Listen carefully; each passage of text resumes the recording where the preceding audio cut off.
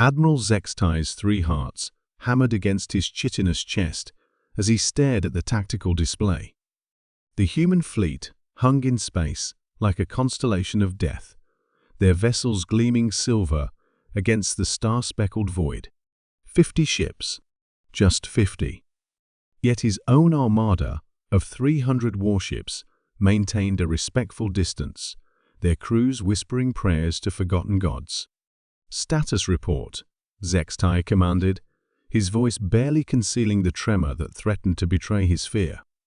"Sir, long-range sensors confirm 50 human vessels," his tactical officer, Velos, reported.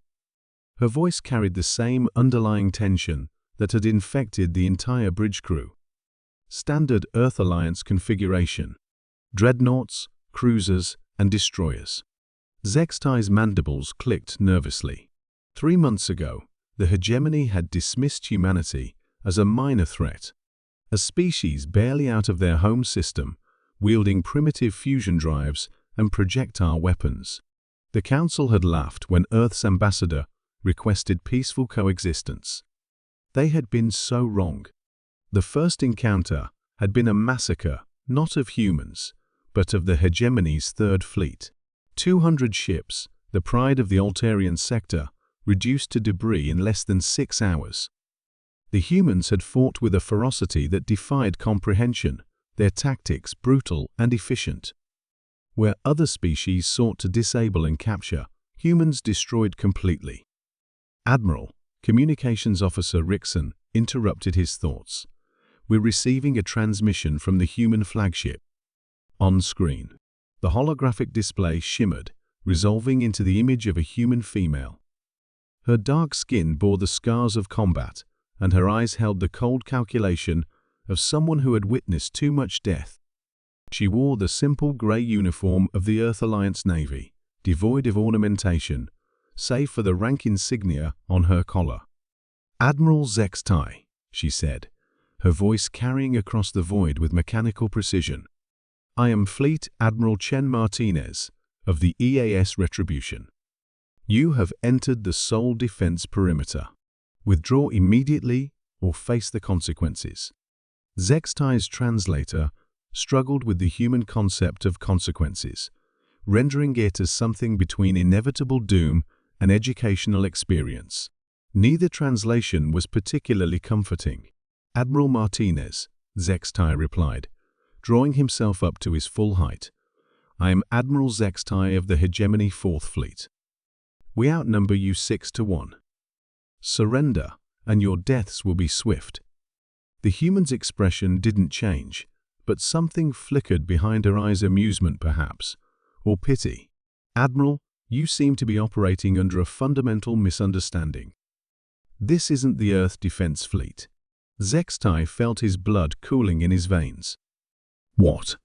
"This is Fleet Designation Tango 7. We're just the welcome committee." Martinez leaned back in her command chair, and Zextai caught sight of other humans moving purposefully across the bridge behind her. They moved with the synchronized efficiency of a predatory pack. "Computer, display current fleet positions." The tactical display updated, and Zextai's 3 hearts stopped beating entirely. 10 new fleet signatures appeared on the sensors, each one identical to the force already facing them. 50 ships per fleet. 500 ships total, arranged in a perfect sphere around his armada. The humans had been watching, waiting, allowing the hegemony to enter what they undoubtedly considered a killing field. "Impossible," Velos whispered. "Our intelligence said Earth possessed at most 100 warships." Martinez's smile was predatory. "Your intelligence was 3 years out of date. We've been busy since the first contact protocols failed." She paused, studying something off-screen. "Admiral Zextai, would you like to know what happened to your scouting fleets? The ones that went missing in the Outer Rim?" Zextai's throat constricted. 6 fleets had vanished over the past 2 years, their final transmissions describing encounters with unknown vessels before communications ceased forever. "Target practice," Martinez continued conversationally. We needed to field test our new weapon systems. Your crews provided valuable data on hegemony shield frequencies, armor composition, and tactical doctrines. We're grateful for their contribution to our war effort." The casual way she discussed the deaths of thousands of hegemony soldiers sent ice through Zextai's circulatory system. Humans didn't just kill, they learned, adapted, evolved their methods of destruction with each encounter. "You cannot possibly maintain 11 fleets," Zextai said, grasping for any tactical advantage. "The resource expenditure alone would bankrupt your species." "Would it?" Martinez tilted her head slightly. "Admiral, how many planets do you think humanity controls?" 1. Your homeworld, Earth. 57. The number hit like a physical blow. "We've been colonizing for 60 years, Admiral. Each world contributes to our industrial base. Each system strengthens our logistical network." She gestured to something beyond the camera's range. "The ships surrounding you were built in the Centauri shipyards, crewed by volunteers from New Geneva, and armed with weapons forged in the asteroid foundries of Kepler 438b. Zextai's tactical display continued updating as his sensors penetrated deeper into the human formation. The ships weren't just numerous, they were different. Sleeker than the vessels in previous encounters, bristling with weapon systems his computers couldn't identify. These weren't the primitive fusion-powered craft his intelligence reports had described. These were warships designed by a species that had spent 3 years studying hegemony technology and engineering counters to every advantage they possessed. "What do you want?" Zextai asked, his voice barely a whisper.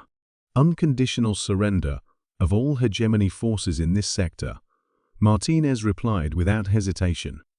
"Immediate withdrawal from all systems within 50 light-years of Sol. And a formal apology from your council for the attempted genocide of the Rigel 7 colony." The last demand struck home.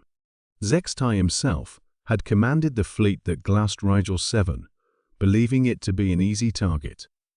The human settlers had fought to the last child, their final transmission, a promise that Earth would remember. "And if we refuse?" Martinez's smile vanished entirely. "Admiral, in the past 3 years, humanity has fought 17 different species. 15 of those species no longer exist.